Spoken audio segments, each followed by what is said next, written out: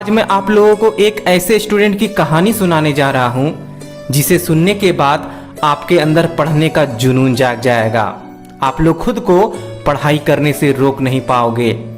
ये कहानी एक दिनेश नाम की लड़की जो पढ़ाई के प्रति लापरवाह था।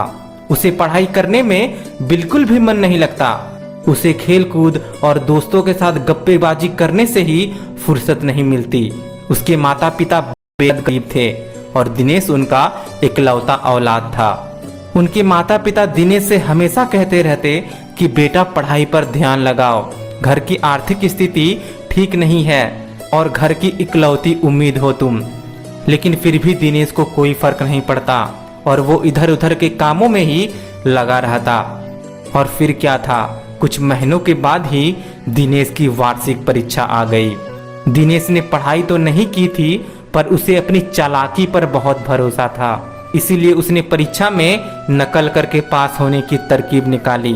और जब परीक्षा प्रारंभ हुआ तो दिनेश नकल करने की कोशिश करने लगा, परंतु परीक्षा के निरीक्षक की नज़र बहुत ही तेज थी और उसकी नज़र दिनेश पर ही बार बार जा रही थी, जिस वजह से दिनेश को नकल करने का मौका ही नहीं मिला, जिसका परिणाम ये हुआ कि वो परीक्षा में बुरी तरह से फेल हो गया।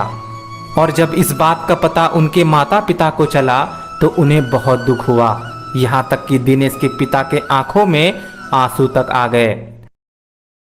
आंखों में आंसू देखकर दिनेश को बहुत दुख हुआ। उसे अपनी गलती का एहसास होने लगा और फिर दुखी मन से पास के एक बगीचे में चला गया और बगीचे में जाकर एक पेड़ के नीचे जाकर बैठ गया और रोने लगा। तभी रोते रोते दिनेश की नज़र एक पेड़ पर चढ़ती हुई मकड़ी पर पड़ी। उसने देखा कि मकड़ी पेड़ के ऊपर डाली पर जाना चाहती थी, पर वह ऊपर चढ़कर फिर नीचे गिर पड़ती थी। मकड़ी फिर डाली पर चढ़ना चाहती पर वो फिर वापस गिर जाती, लेकिन इतने पर भी मकड़ी ने हिम्मत नहीं हारी और बार बार प्रयास करते रही और अंत में वो ऊंची डाली पर पहुंच ही गई। मकड़ी की हिम्मत और प्रयास देखकर दिनेश बहुत प्रभावित हुआ और उसे सफलता का मार्ग मिल गया। उसके मन में मानो उत्साह का संचार दौड़ पड़ा। और फिर क्या था, उस दिन के बाद से दिनेश पढ़ाई पर ध्यान देने लगा। अब वो अपने घर से बाहर ही नहीं निकलता, वो अपने कमरे में बैठे बैठे पढ़ाई करता रहता। दिनेश में इतना बदलाव देखकर उसके माता पिता अचंभित थे। दिनेश ने अपने आप को पूरी तरह से बदल लिया था। अब वो अपना सारा ध्यान सिर्फ और सिर्फ पढ़ाई पर ही लगाने लगा। और अगले वर्ष जब परीक्षा हुआ तो दिनेश ने कमाल ही कर दिया। दिनेश ना सिर्फ उस एग्जाम में पास हुआ बल्कि वो एग्जाम में प्रथम स्थान प्राप्त किया।